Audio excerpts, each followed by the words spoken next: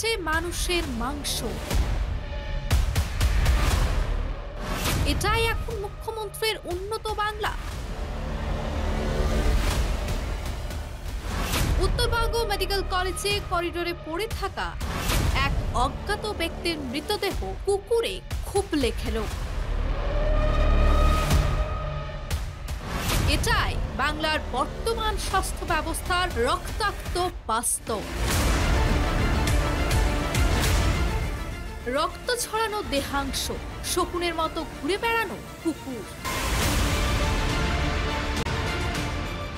এটাই এখন বাংলার হাসপাতালের পরিচয়।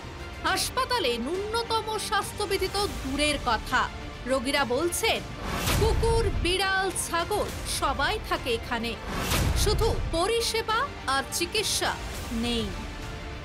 এই কলেজ সহ গোটা পশ্চিমবঙ্গের যতগুলো মেডিকেল কলেজ আছে তার হাইজিন, তার সিকিউরিটি, তার প্রমাণ আরজি করে আপনারা পেয়েছেন, ঠিক আছে? এবং এরকম অবস্থা এখানে শুধু আপনি আজকে কুকুর দেখছেন, আপনি একটু ভেতরে ঢুকে যান ওয়ার্ডগুলোতে, যেগুলো ওয়ার্ড আছে মেডিসিন, গাইনি, যেসব ওয়ার্ড আছে সেগুলোতে গরু, বেড়াল, কুকুর এসব ইদানিং ঘুরে বেড়ায়। আজকে বলে না, এটা লাস্ট মমতা ব্যানার্জি সরকারে আসার পর থেকে এটা আরও বেড়েছে, কারণ তার মানে কি বলবো, স্বাস্থ্য ব্যবস্থার উপরে কোনো আইডিয়া নেই। এটাই কি সেই হাসপাতাল যেখানে মুখ্যমন্ত্রী স্বাস্থ্য ব্যবস্থার মডেল বলে ঢাক পেটান,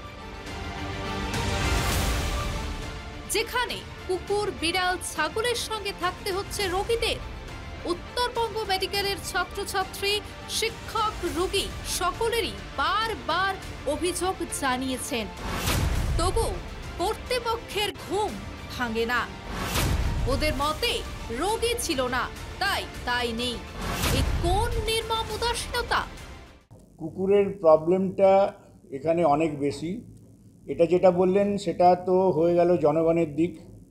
অ্যাজ এ এমএসবিপি প্রিন্সিপাল আমার বক্তব্য আছে, এখানে ছাত্ররা বারবার করে কমপ্লেন করেছে, যারা পিজিটি আছে নাইট ডিউটি দেওয়ার সময় এখানে তারা যেতে পারে না, কুকুর তাড়া করে। অনেক ফ্যাকাল্টিকে আমাদের এখানে কুকুরে কামড়েছে। এবং এই যে ব্যক্তিটি বা এই যে ভবঘুরিটি মারা গেছে, এ কিন্তু আমাদের হসপিটালের অ্যাডমিট পেশেন্ট নয়। এবার সে কবে এসছে, কোত্থেকে এসছে আমাদের জানা নেই। সিকিউরিটি যেহেতু আছে তারা দেখছে, তারা সিকিউরিটি এটা দেখার পরে তারা সেটাকে, সেই মৃতদেহটাকে তারা মর্গে নিয়ে যায়। শুধু পরিকাঠামোরই বেহাল দশা নয়, আরও ভয়ঙ্কর অভিযোগ তুললেন অ্যাম্বুলেন্স চালক। তার দাবি, কলেজে চলে প্রকাশ্যে গুন্ডাগিরি, চালু রয়েছে ওষুধের দালালি, কলেজ চত্বর যেন গুন্ডাদের সিন্ডিকেট। আমি মাস্তানি, দাদাগিরি সব কিছু বেশি চলছে। মেডিসিনে দালালি চলছে, ডক্টর ল্যাবে দালালি চলছে, কোনো রিপোর্টে দালালি, মেডিকেল কলেজে দালালি চলছে। এটা সরকারি সংস্থায় কিভাবে এত দালালি চলে? মেডিকেলে কোনো সুব্যবস্থা নেই।